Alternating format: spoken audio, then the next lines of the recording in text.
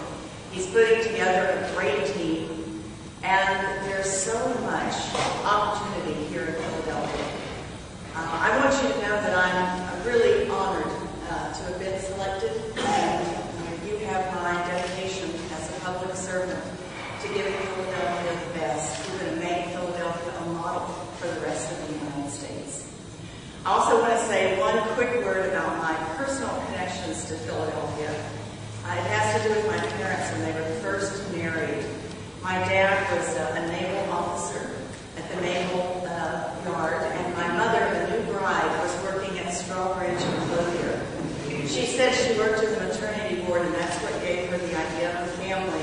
So I